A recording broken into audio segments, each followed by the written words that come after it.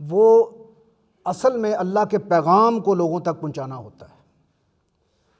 جب انبیاء اس دنیا سے چلے جاتے ہیں تو انبیاء کی جگہ ان کے جو اس کی جو امت ہوتی ہے، اس کی جو قوم ہوتی ہے، وہ پھر انبیاء کی جگہ لیتی ہے اور وہ اسی کتاب کو، اسی چیز کو لے کر آگے بڑھتی ہے اور پھر وہ اس پیغام کو لے کر دنیا تک پہنچاتی ہے، اور اس پیغام کو پہنچانے میں جو بھی تکلیفیں ان کو آتی ہیں وہ اس کو برداشت کرتی ہیں۔ تو یہ معاملہ جو تھا یہاں پر ابھی جب ان کی چارج شیٹ پڑھ کر سنائی، یہ کام جو موسیٰ علیہ السلام کی قوم تھی بنی اسرائیل، وہ یہ کام کرنے کے لیے تیار نہ ہوئے۔ نہ صرف انہوں نے یہ کام نہیں کیا بلکہ خود جو عمل کرنا تھا انہوں نے اپنے ذاتی لحاظ سے، مسلمان ہونے کی حیثیت سے، کیونکہ وہ امت مسلمہ تھی پہلے، انہوں نے جو کام کرنا تھا انہوں نے وہ کام بھی نہیں کیا، یعنی ذاتی طور پہ بھی کسی چیز پر عمل نہیں کیا۔ اور آگے پہنچانا تو دور کی بات ہے، سب سے پہلے تو انسان اپنے اوپر اس کو نافذ کرتا ہے نا، جو بھی اللہ کا حکم ہوتا ہے، اس کے بعد پھر لوگوں تک پہنچاتا ہے، لیکن یہ کام بھی نہیں کیا اور یہاں بھی جو ہے وہ ناکام ہو گئے وہ بری طرح۔ اللہ تعالیٰ نے پیچھے جو ان کی چارج شیٹ پڑھ کر سنائی ہے، ان کے اندر ایک اور برائی پیدا ہو گئی تھی، اور جیسے میں نے پہلے بھی عرض کیا ہے کہ وہ برائی تھی نسل پرستی کی۔ وہ سمجھتے تھے کہ ہم چونکہ نبیوں کی اولاد ہیں، یعنی ابراہیم علیہ السلام کے پوتے یعقوب علیہ السلام، یعقوب علیہ السلام کا جو تخلص تھا یا ان کا نام تھا بنی اسرائیل تھا، اللہ کا بندہ، اور انہی سے یہ نسل چل کے آگے آ رہی تھی، اسی کے آگے بیٹے اور ان بیٹوں کی نسل سے ہی یہ بنی اسرائیل تھے، اور ان میں سینکڑوں کے حساب سے نبی آ چکے تھے۔ تو یہ تمام لوگ سمجھتے تھے کہ ہم جو ہے وہ اسپیشل ایک قوم ہیں، اور ہمیشہ یہ جو امامت کا وعدہ ابراہیم علیہ السلام سے کیا تھا اللہ نے، وہ ہمارے پاس ہی نبوت رہے گی، اور اس کی وجہ سے نہ صرف ہم دنیا کی امامت کریں گے، دنیا کو بتائیں گے کہ کتاب کیا ہوتی ہے، نبوت کیا ہوتی ہے، دین کیا ہوتا ہے، بلکہ آخرت میں بھی یہی انبیاء جو ہماری نسل سے ہیں، یہی انبیاء ہمیں جو ہے اللہ کے عذاب سے بھی بچائیں گے۔ ہم جو بھی یہ غلطیاں کر لیں اس دنیا میں، بہرحال ہم جو ہے وہ آخرت میں سیف ہو جائیں گے۔ تو یہ تھا ان کا وہ غلط تصور جس پہ انہوں نے اپنے پورے اس چیز کی بنیاد ڈالی تھی۔ ابھی اس کے بعد کیا ہوا؟ ابھی جب ان سے چارج شیٹ پڑھ کر سنا دی تو ایک دفعہ پھر اللہ تعالیٰ نے ابراہیم علیہ السلام کی مثال دی۔ ابراہیم علیہ السلام کی مثال کیوں دی ہے؟ اس لیے کہ تینوں جو مذہب ہیں اس وقت بھی یا اس وقت بھی جو تھے، آپ صلی اللہ علیہ وسلم تو ظاہر ہے آپ کے جد امجد جو تھے ابراہیم علیہ السلام ہی تھے، اسماعیل علیہ السلام کی اولاد سے تھے۔ یہودی وہ تو تھے ہی ابراہیم علیہ السلام کی اسی شاخ سے آ رہے تھے، اور جو مشرکین مکہ تھے وہ بھی اپنے آپ کو یہی سمجھتے تھے کہ ہم ابراہیم علیہ السلام کی اولاد ہیں، کیونکہ سارے تینوں جو یہ پارٹیاں تھیں یہ اپنا ناطہ جو ہے ابراہیم علیہ السلام سے جوڑتی تھی۔ ان آیات کے اندر اللہ نے جب بنی اسرائیل کو معزول کرنے کا فیصلہ کیا ہے تو اللہ نے پھر ان کے لیے ابراہیم کی مثال دی ہے کہ ابراہیم کی مثال دیکھو، ابراہیم نے جو مقام حاصل کیا تھا، جو امام الناس اس کو میں نے بنایا تھا، تمام انسانوں کا امام بنایا تھا، اور امامت کو پرماننٹ رکھ دیا تھا ابراہیم کی اولاد میں سے یا ابراہیم کی نسل میں سے، اس کو وہ امامت کس لیے ملی تھی اور کیسے ملی تھی؟ اصل چیز جو فالو کرنے والی تھی وہ یہ تھی کہ ابراہیم کو امامت یہ کیسے ملی تھی، یہ چیز تھی جو تم دونوں نے فالو کرنی تھی، یہود و نصارہ نے بھی اور مشرکین مکہ نے بھی۔ اور اس میں امپلیسٹلی مسلمانوں کے لیے ایک چیز رکھ دی ہے کہ تم نے جو آگے جس عہدے پر تمہیں ابھی فائز کیا جا رہا ہے کہ تم نے اللہ کے اس پیغام کو لے کر چلنا ہے اور پوری دنیا تک پہنچانا ہے، یہ جو معاملہ ہے اس میں تمہارے لیے بھی ایک سبق پوشیدہ ہے۔ تم نے ہمیشہ ابراہیم علیہ السلام کے اسوہ کو، ان کی سیرت کو اپنے سامنے رکھنا ہے، ہمیشہ یاد رکھو، یہ تمہارے لیے ایک نمونے کے طور پہ ہے۔ ملت ابیکم ابراہیم، تم اپنے باپ ابراہیم کی امت ہو، اور وہیں سے ظاہر نبی کریم صلی اللہ علیہ وسلم جب ان کی امت سے ہیں تو اسی واسطے سے ابراہیم سے ہمارا رشتہ جڑ جاتا ہے علیہ السلام۔ تو اس لیے یہاں پر اللہ تعالیٰ نے تینوں جو یہ پارٹیاں تھیں اس وقت، ان تینوں پارٹیوں کو بتایا کہ تم دو تو اس کے قابل نہیں ہو، تم نے ثابت نہیں کیا کہ تم اس قابل ہو، ابھی نیا نبی جو میں نے اٹھایا ہے صلی اللہ علیہ وسلم، ابھی ان کی امت پر یہ ذمہ داری دی جائے گی، اور دنیا کی امامت جو ہے ان کے حوالے قیامت تک کر دی جائے گی۔ قیامت تک جو ہے اس کتاب کو لے کر اللہ کے نبی کے اس پیروکار جو ہیں وہ پوری دنیا کو اس چیز کی دعوت دیں گے اور اس کی طرف بلائیں گے اور اس کی طرف چلیں گے۔ ابھی یہ ہے بیک گراؤنڈ جس کے تحت جو ہے ہم ان آیات کا مطالعہ کریں گے۔ تو ابھی آپ اس میں دیکھیں گے کہ ہمارے لیے جو سبق پوشیدہ ہے اور ان کے لیے جو سبق پوشیدہ ہے وہ کیا ہے، اور ابراہیم علیہ السلام کو یہ امامت کیوں ملی۔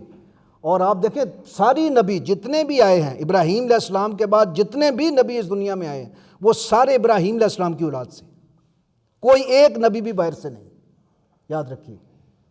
تو یہ ان کو کیوں ملی ہے، ابھی ہم پڑھتے ہیں کہ اللہ نے ان کو یہ امامت کیوں دی تھی۔ فرمایا وَإِذِ ابْتَلَىٰ ابراہیم رَبُّهُ، جب اس کے رب نے ابراہیم کو آزمایا بکلمات، چند باتوں میں، فَأَتَمَّهُنَّ، تو وہ اس پہ پورا اترا۔ یہ باتیں کیا تھیں؟ یہ باتیں ہم نے سنی ہوئی ہیں، میں صرف ابھی اشارہ کروں گا اس کی طرف کہ یہ باتیں جس میں سے وہ گزرے، اور تھوڑا سا میں کمپیریزن دوں گا۔ مشرکین مکہ تو خیر بالکل ہی فارغ تھے، یہودیوں کا تھوڑا سا ریفلیکس کر کے پھر ہم آئیں گے کہ مسلمانوں کے لیے کیا کہا گیا۔ یہاں پر جو ہے اللہ رب العزت کی ذات نے ان کو آزمایا۔ ان کی پہلی آزمائش کیا تھی؟ پہلی آزمائش ان کو عقل اور فطرت کی آزمائش تھی ان کی، یعنی چاند کو، سورج کو، ستاروں کو دیکھ کر وہ اس نتیجے پر پہنچے کہ اس کائنات کو بنانے والا صرف ایک رب ہے، صرف ایک رب، اور توحید جو ہے اس کے وہ قائل ہو گئے۔ اور اس کے بعد جب وہ اس ساری کائنات کو دیکھ کر اپنی عقل و فطرت کا امتحان دیا، توحید کے قائل ہو گئے، تو اللہ رب العزت کی ذات نے ان کو اپنا نبی بنا لیا۔ جب ان کو نبی بنایا تو اگلا امتحان کیا شروع ہوا؟ پھر اللہ تعالیٰ ٹیسٹ کرنا چاہتے تھے کہ ابھی دیکھیں ابراہیم ابھی کیا کرتے ہیں۔ فرمایا کہ یہ جو بت ہیں، بت خانہ، ان کے جو والد تھے وہ جو تھے نمرود کے، آپ سمجھیں سیکنڈ ان کمانڈ تھے، یعنی دین کا جتنا کام تھا وہ انہوں نے سنبھالا ہوا تھا۔ آپ آج کل کی زبان میں کہہ سکتے ہیں کہ وزیر مذہبی امور، لیکن ہمارا جو وزیر مذہبی امور ہے وہ ٹوٹل کا ایک آدمی ہوتا ہے جس کا کام چند حج کرانا اور باقی چیزیں کرانا ہوتا ہے۔ اس زمانے میں جو مذہبی آدمی ہوتا تھا وہ یعنی بادشاہ کے بعد جو سیکنڈ بندہ پاورفل ہوتا تھا وہ بندہ ہوتا تھا جس کے پاس دین کا معاملہ ہوتا تھا۔ تو وہ جب یہ تھے، انہوں نے کہا کہ انہوں نے جو بت خانہ بنایا ہوا ہے، یہ سارے میلے پہ جا رہے ہیں، آپ اس بت خانے میں داخل ہوں گے اور ان تمام بتوں کو توڑ دیں گے، اور ہتھوڑا جو ہے وہ ان کا جو سب سے بڑا بت ہے اس کے کندھے پہ رکھ دیں گے۔ ابھی جب یہ معاملہ ہوا، خوف تو بڑا آیا ابراہیم علیہ السلام کو، لیکن اللہ کا جب حکم آ گیا تو پھر اس کے سامنے سر اٹھانے کی ضرورت ہونے کے، سیدھے گئے، وہ بت توڑے اور ان پہ اوپر رکھ دیا۔ وہ واپس آئے، انہوں نے کہا یہ تم نے کیا کیا؟ اب یہ خوف کا امتحان تھا ان کے کہ بندہ جو ہے وہ توحید پر جب اس نے قبول کر لیا ہے تو پھر اس کے اندر وہ خوف تو نہیں ہے اللہ کے علاوہ کسی چیز کا، اور انہوں نے وہ ثابت کیا کہ اللہ کے علاوہ ان کو کسی چیز کا خوف نہیں ہے۔ وہ بت سارے توڑ دیا اور تھوڑا رکھ دیا۔ جب انہوں نے آگے پوچھا، انہوں نے کہا جی اپنے اس بڑے صاحب سے پوچھیے کہ یہ کیا ہے۔ انہوں نے کہا یہ تو بولتا ہی نہیں ہے۔ تو انہوں نے کہا تم اتنے جاہل ہو کہ یہ بولتا ہی نہیں ہے اور تم سارے جو ہے نا اس کی پوجا کر رہے ہو، اس کے پیچھے لگے ہوئے۔ ابھی جب انہوں نے پکڑ کر لے گئے اور اگلا ابھی امتحان شروع ہوا ہے، اور وہ تھا جان کا خوف، اس کا امتحان شروع ہوا ہے۔ انہوں نے کہا اس کو باندھو اور ایک بڑا الاؤ جلاؤ آگ کا، اور اس کے آگ کے اندر ان کو پھینک دیں۔ ابراہیم علیہ السلام نے کہا ٹھیک ہے، چلے گئے، بیٹھ گئے۔ جب عین پھینکنے سے کچھ دیر پہلے کا یعنی موقع آیا، جب ان کو بٹھایا ہوا تھا سامنے، اور ایک انہوں نے ایک بنائی ہوئی تھی اس قسم کی، جیسا جھولا ٹائپ چیز بنائی ہوئی تھی کہ ان کو اٹھا کے اس طرح لہرا کے پھینگے۔ آگ تو اتنی زیادہ اس کے نزدیک کو جا ہی نہیں سکتا تھا۔ تو جب وہ آئے تو فرشتہ اللہ تعالیٰ نے بھیجا۔ ابھی ایمان کا ذرا دیکھیے گا، فرشتے نے آ کر کہا کہ اگر کہیں تو میں ایک پر ماروں اور یہ ساری آگ ختم کر دوں۔ انہوں نے فرمایا کہ آپ واپس چلے جاؤ، جس طرح آپ صلی اللہ علیہ وسلم نے فرمایا تھا نا، جب آپ طائف میں تھے، وہ آیا تھا، اس نے کہا تھا دونوں پہاڑ ملا دوں، تباہ کر دوں، آپ نے فرمایا نہیں، واپس چلے جاؤ۔ ابراہیم علیہ السلام نے بھی یہی بات کہی۔ انہوں نے کہا بھائی میرے واپس چلے جاؤ، جس اللہ نے مجھے اس امتحان میں ڈالا، اس امتحان سے مجھے وہی نکالے گا۔ پھینک دیا۔ اللہ نے آگ کو حکم دیا کہ ٹھنڈی ہو جا، کونی بردم و سلام علی ابراہیم، ابراہیم کے لیے بالکل ٹھنڈی ہو جا، اور وہ آگ ٹھنڈی ہو گئی، سلامتی والی ٹھنڈی ہو جا، ایسی ٹھنڈی نہیں کہ ان کو ٹھنڈ لگ جائے، سلامتی والی ٹھنڈی ہو جا، سلامتی والی ٹھنڈی ہو گئی۔ جان کے خوف کا جو انسان پہ سب سے زیادہ بڑا خوف ہوتا ہے وہ بھی گزر گیا۔ اس کے بعد نکال دیا گئے وہاں سے، اور کا علاقہ تھا عراق کا، جہاں سے نکل کے وہاں سے جو ہے وہ چلے گئے، اور پھر فلسطین گئے، اردن میں اپنے جو بھتیجا تھا لوط علیہ السلام ان کو وہاں کیا، وہاں یہاں دعوت کا آپ کام کریں۔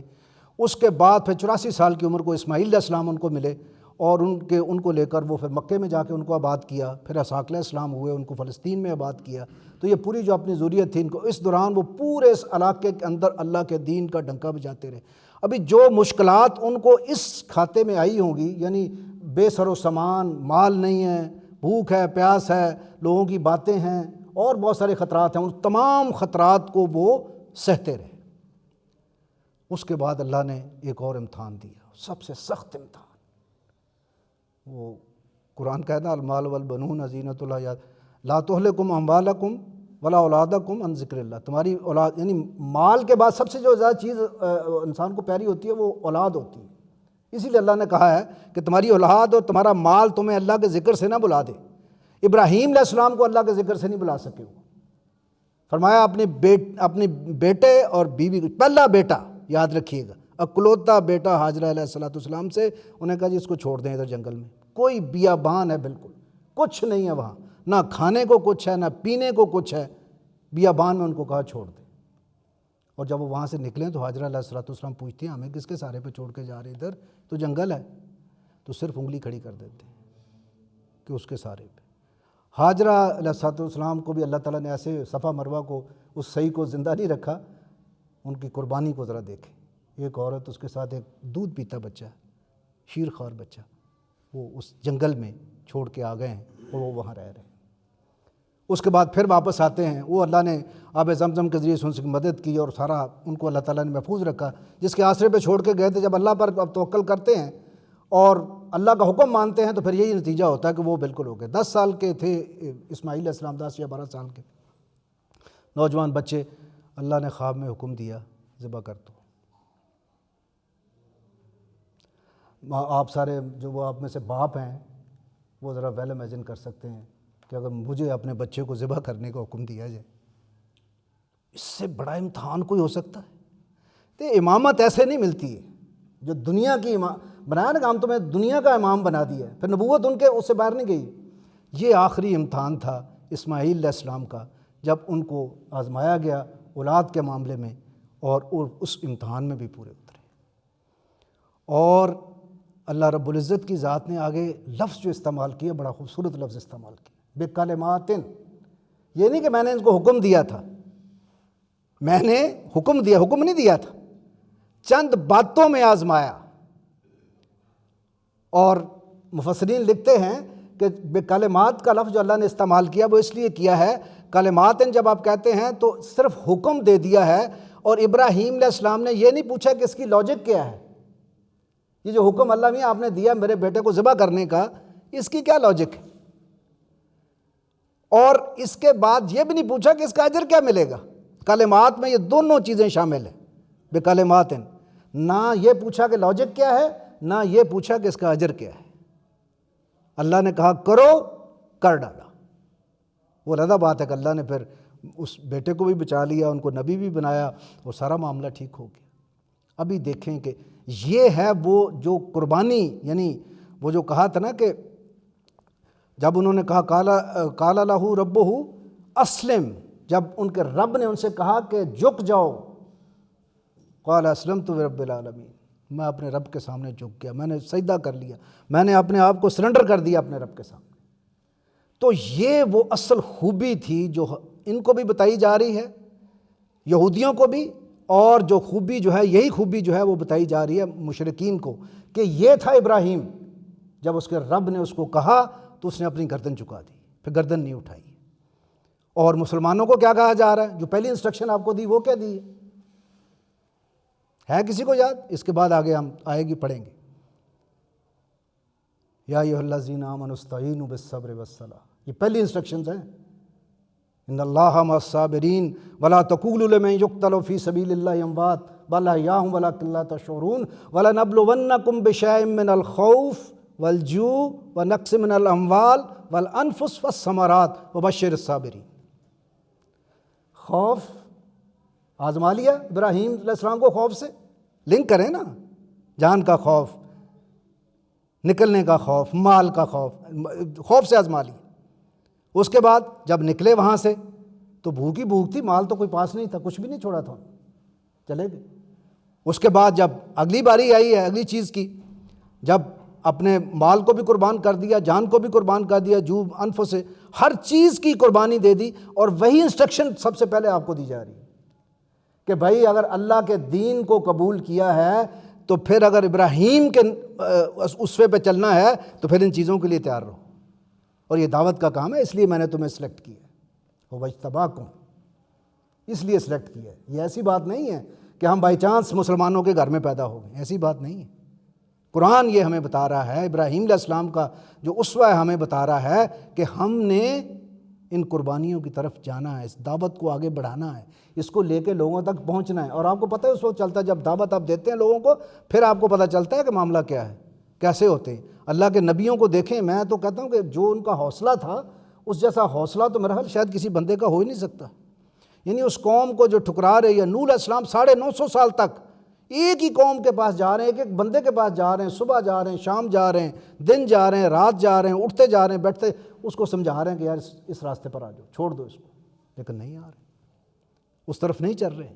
تو فرمایا کہ ابراہیم نے جب یہ کام کر دیا، اس پروسیس سے گزر گیا، تو ہم نے اس کو کہا انی جاعلک للناس اماما، ہم تمہیں پوری دنیا کا امام بنانا چاہتے ہیں، ابھی تم آج سے امام ہو۔ اور دیکھیں امامت جو ہے ابراہیم علیہ السلام کے، ابھی یہودیوں کو یہ بتایا جا رہا ہے کہ یہ جو تم ایک اپنی نسلی لیے پھرتے ہو، یہ نسلوں سے کسی کے صلب سے پیدا ہونے سے نہیں معاملہ ہو جاتا۔ معاملہ اصل یہ ہے کہ وہ اپنے اندر وہ خوبیاں پیدا کرو جو ابراہیم علیہ السلام کی خوبیاں تھیں، پھر تم اس کی صحیح اولاد کرانے کے حق میں ہو۔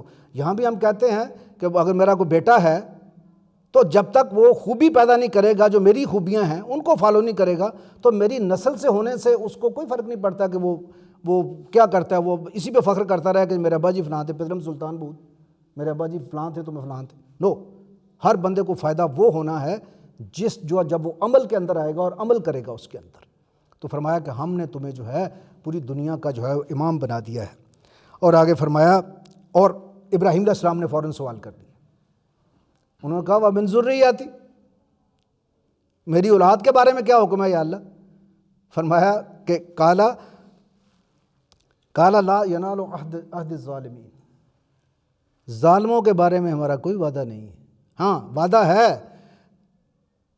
ان کو بھی امام بنائیں گے جو آپ کی ذریت میں سے ہوں گے، لیکن وہ جو آپ کے نقش قدم پر چلیں گے، جو آپ کی طرح اللہ کے دین کے لیے قربانیاں دینے کے لیے تیار ہوں گے، جو آپ کی طرح جو ہے وہ اپنے آپ کو اللہ کے سامنے جھکا دیں گے، ان لوگوں وہ ہوں گے جو ایسے لوگ ہیں جو لوگوں کا حق مارتے ہیں، جو اللہ کا حق مارتے ہیں۔ ظالم وہی ہوتا ہے نا جو حق مارے دوسرے کا، جو دوسرے پر زیادتی کر لے۔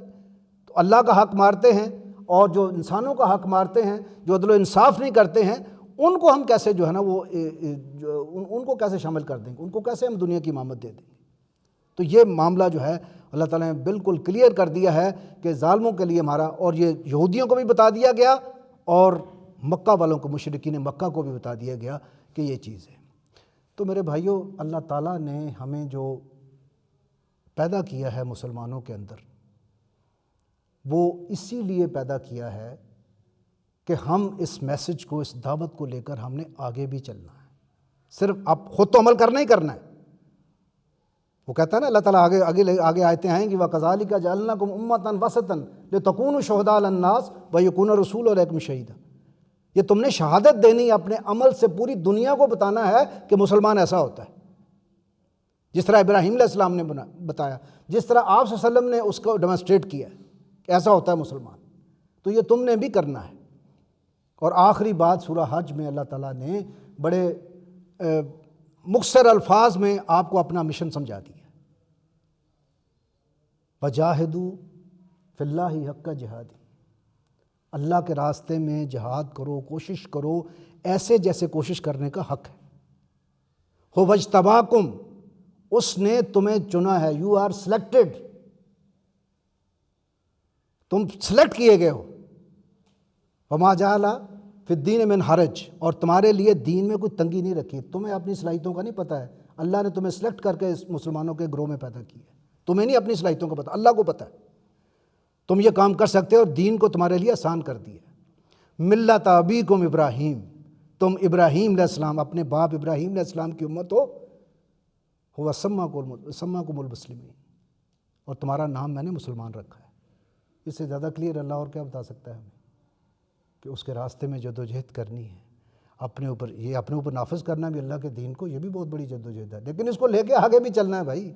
آپ ایک ایڈیشنل ایڈوانٹیج پہ اگر آئے ہیں، آپ کو ہندو، یہودی، عیسائی کے گھر پیدا کرنے کے بجائے اگر مسلمان کے گھر پیدا کر دیا ہے، تو اس کا مطلب یہ ہے کہ آپ ایک ایڈوانٹیج پہ ہیں۔ جب اللہ کے سامنے جائیں گے تو آپ سے صرف اپنے اعمال کا حساب نہیں لیا جائے گا، آپ سے یہ بھی حساب لیا جائے گا کہ آپ نے یہ بات دوسروں تک کتنی پہنچائی، کتنا کوشش کی دوسروں کو، جو آپ نے سیکھا، جو آپ کو سمجھ آیا وہ اگلوں تک پہنچا دی۔ یہ ہے اصل مقصد امت مسلمہ کا، اور اس آیت سے ہم یہی ڈرائیو کرتے ہیں کہ ہمیں ابراہیم علیہ السلام کے اسوے کو فالو کرنا ہے۔ ایکچولی تو آپ صلی اللہ علیہ وسلم نے اس کا پورا ڈیمونسٹریٹ کر کے دے دیا ہے۔